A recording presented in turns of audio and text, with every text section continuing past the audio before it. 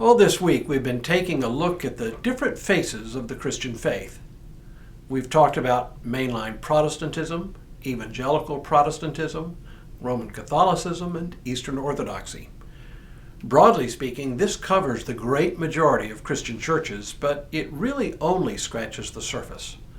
There are other smaller traditions outside these four, and even within each of these major traditions, there is a lot of variability. No matter though, all I'm really after is an appreciative view of the whole church family. We've seen a little of the weaknesses of each, but also the important things each one brings to the table. Today, I want to conclude this portion of the series by talking about why taking an appreciative view is important. Hello, I'm Stuart Baskin, pastor of First Presbyterian Church of Tyler, Texas, and this is your daily devotional for Saturday, May 6th, 2023. One of the most common and natural things we human beings do is to assume that we are normal, and the more people differ from us, the less normal they are. This is what I spend most of my time talking about in pre-marriage counseling. I often say to a couple, you both come from normal families. Only problem is, your two families' normals are different. Healthy marriages are only possible when both people recognize that just because the other's family did things differently doesn't make them wrong. I believe it is the same with respect to faith.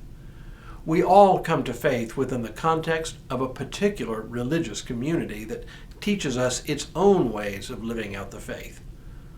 Some people consider their own tradition to be the only true expression of the faith, and all others flawed at best and apostate at worst. To my way of thinking, it is much healthier to recognize that there are other valid ways of living out the faith, and to recognize that our way of living the faith may not work for just everyone. This isn't an argument in support of some higher level faith that somehow encompasses all traditions. That would simply be one more particular faith tradition. Nor is it an argument to abandon our own tradition in favor of another. Nor is it an argument for trying to unite all of the Christian family into one super denomination. Instead, it is an argument that the world and the church would be a better place if we could regard each other with a little bit more charity, not trying to bludgeon others to believe as we do. And it is an argument in support of our own spiritual health. Let me explain.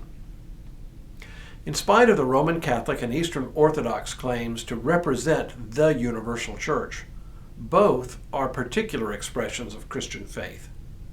Human nature being what it is, there is literally no hope this side of the eschaton for some kind of full organic union among all Christian believers.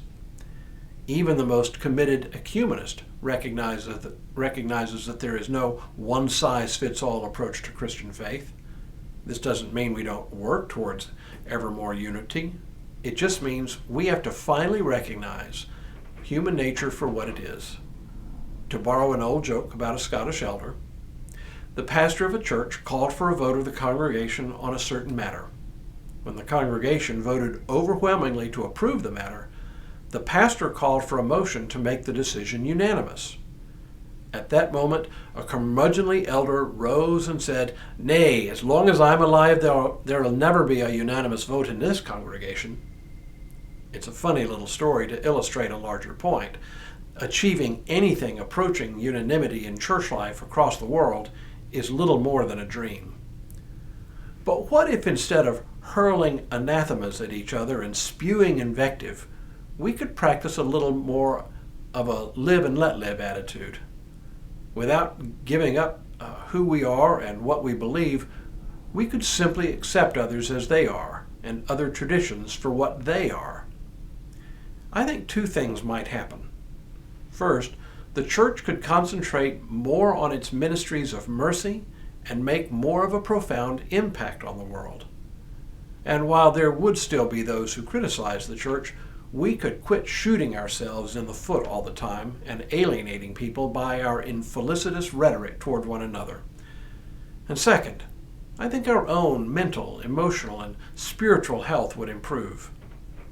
If we could quit worrying so much about who's right and who's wrong, if we could quit defining ourselves by the ways we differ from others, if we could let go of our need to lift ourselves up by putting others down, well, then we would be free to live ever more into God's call in our lives, with these extraneous burdens lifted from our shoulders.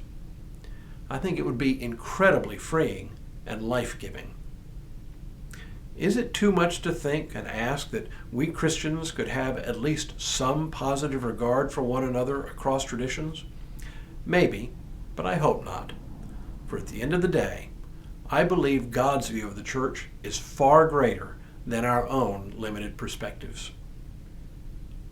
This week, we've explored the many faces of faith through the lens of different faith traditions within Christianity.